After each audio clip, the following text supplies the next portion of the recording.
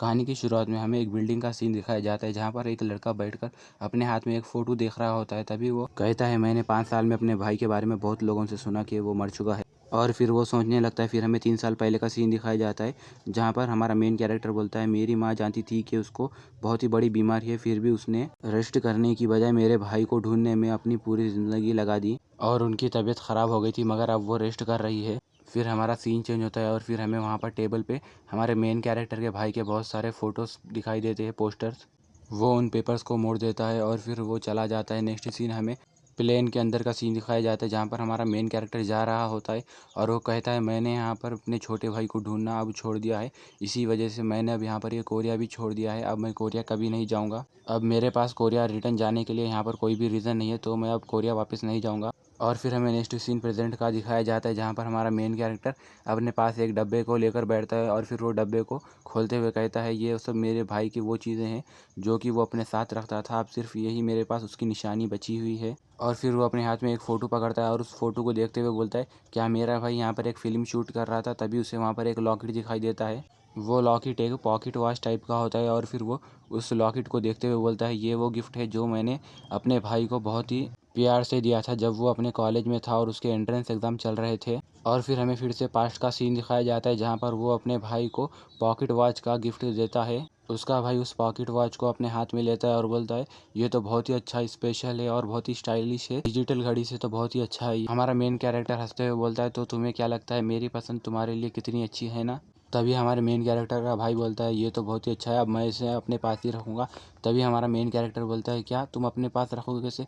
नहीं, तुम अभी मुझे इसे वापस दो। तभी उसका भाई मुस्कुराते हुए बोलता है, नहीं नहीं, अब मैं ये मेरे पास ही रखूँगा, चलो अब हम जल्दी से जाकर इसे अच्छा करते हैं। उसका भाई बोलता है, तुम्हारा नाम आज से होगा चाह। तभी बोलता है, क्या चाह, ये कैसा नाम है? फिर हमें प्रेजेंट सीन दिखाया जाता है जहाँ पर हमारा मेन कैरेक्टर उसी पॉकेट वॉच को अपने हाथ में रखता है और बोलता है, अगर मेरा नाम रखना होगा तो मैं यहाँ पर अपना नाम चाह रखूँगा। तभी वो उस पॉकेट वॉच को देखकर एकदम चौंक जाता है और बोलता है, क्या ये अभी तक टूटी नहीं?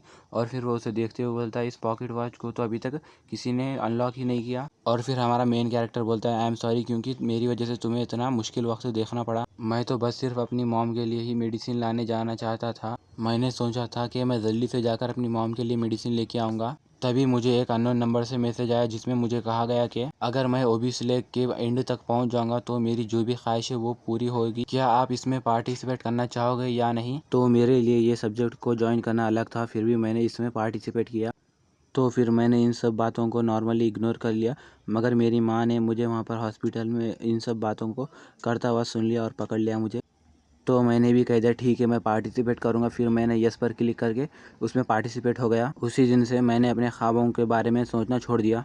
फिर हमें 12 अक्टूबर 2013 का सीन दिखाया जाता है जहाँ पर हमारा मेन कैरेक्टर बोलता है, मुझे लग रहा था कि मैं ये सब ड्रीम देख रहा था, मगर ये तो सब रियलिटी में हो रहा था, क्योंकि उसके सामने बहुत सारे बड़े बड़े डिमोनिक बीस्ट्स होते थे और बहुत ख़तरनाक पावरफुल लोग भी होते थे। फिर हमें द सन गॉड टावर के अंदर ये कहा गया कि जब हम हमारी ओबिलेसेक पावर को सरपास कर देंगे तो हम खुद ही एक गॉड बन सकते हैं। हमारा मेन कैरेक्टर बोलता है, जबकि मेरा पूरा इंटरेस्ट क्यूर मेडिसिन के अंदर था जो कि टावर के अंदर मौजूद है एलिक्सिर फॉर्म में।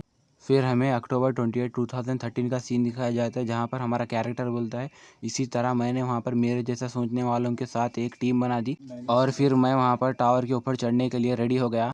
यहाँ पर जैसा मैं इस वर्ल्ड के अंदर कर सक रहा था वो तो मेरे लिए अपनी रियल वर्ल्ड में ये सब करना इतना आसान नहीं था। और फिर मैंने 9 नवंबर 2013 को अपने घर से भागने का फ़ैसला लिया और फिर मुझे आधे साल तक बहुत स्ट्रगल करना पड़ा ताकि मैं इस दुनिया और अपनी रियल वर्ल्ड के बीच में कनेक्शन को तोड़ सकूं। तभी हमें पता चला कि उस टावर के अंदर एक ट्रेटर मौजूद है, जिससे कि हमारी टीम के बहुत सारे लोग सस्पिशियस हो गए और परेशान हो गए। और हमारा मेन कैरेक्टर बोलता है, मैंने 28 फरवरी 2018 को एक्साइलर की पावर को पोजेस कर लिया, मगर मैं उसे घर नहीं भिजा सका क्योंकि मैं वहाँ पर पूरे एनिमी से घिरा हुआ था। और फिर हमें प्रेजेंट सीन दिखाया जाता है जहाँ पर हमारा मेन कैरेक्टर उसके भाई के लॉकेट को पकड़कर अपने हाथ में सोचता है, मेरे भाई ने मेरे लिए यहाँ पर इतना कुछ किया। और फिर हमें रात का सीन दिखाया जाता है जहाँ पर हमारा मेन कैरेक्टर चैन बैठा हुआ होता है। तभी उसके सामने एक विंडो ओपन होती है जिसमें दिखाया जाता है सक्सेशन कमीशन। जैसे ही कैन अपनी बॉडी को देखता है तो उसकी बॉडी के आर पार का दिखाई देता है और हाथ के अंदर के उसके पूरे नर्व सेल्स और पूरा ब्लड बह रहा है सो दिखाई देता है। तो इसे देखकर चैन घबरा जाता है और फिर उसे बहुत ज़्यादा दर्द होने लगता है। तभी उसे उसके भाई के साथ कुछ ब्लैक कलर के शैडोज दिखाई देते हैं। तभी उसका भाई वहाँ पर नीचे गिर जाता है और फिर उसके सर में से बहुत सारा ब्लड निकलने लगता है। तभी उसे स्क्रीन पर दिखाया जाता है अवेकिंग कंप्लीट हो गया। तभी हमें चैन का सीन दिखाया जाता है जिससे कि विंडो पर दिखाया जाता है तुम्हारा प्रोग्रेस अभी सक्सेसफुल नहीं हुआ है। प्लीज़ आपकी बॉडी जैसे ही परफेक्ट हो जाएगी तभी आप आपका सक्सेशन प्रोसेस पूरा कर लीजिए। अभी आपकी करंट प्रोसेस सिर्फ 5% ही है।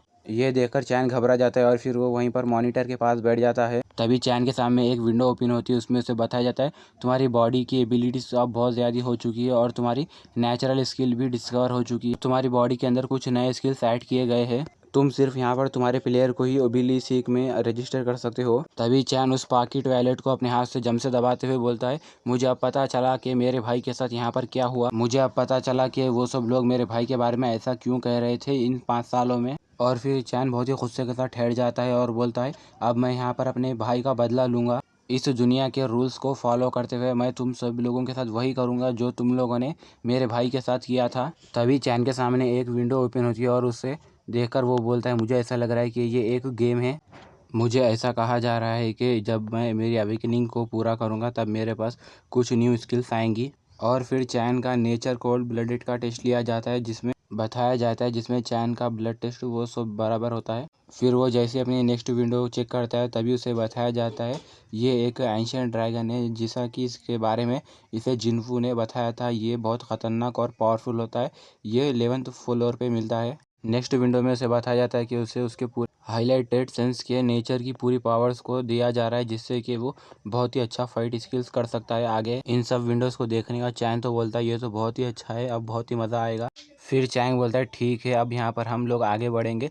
चैन अपने भाई की फ़ोटो को देखते हुए बोलता है मैं जानता हूँ तुम ये सब मेरे लिए कर रहे थे कि ताकि तुम मुझे ये बता सको कि तुम यहाँ पर क्या कर सकते हो। नेक्स्ट सीन हमें दिखाया जाता है चैन अपना बैग लगा लेकर अपने फ़ोन पे किसी से बात कर रहा होता है। तभी उसे वहाँ से आवाज़ आती है अरे इधर स्टेट देखो तुम किससे बातें कर रहे हो। चैन अपने फ़ोन में बात करते हुए बोलता है आज रात का डिनर हम सब लोग एक ही साथ मिलकर करेंगे। चैन बोलता है मैंने अपने ज़रूरत के पूरे सामान को ले लिया है। मैंने अपने हाउस को भी यहाँ पर अब सेल कर दिया है जबकि मेरा मिलिट्री स्कूल यूनिफॉर्म तो जल चुका है तो इसलिए मैंने यहाँ पर सिर्फ ये एक बैकपैक ला लिया है।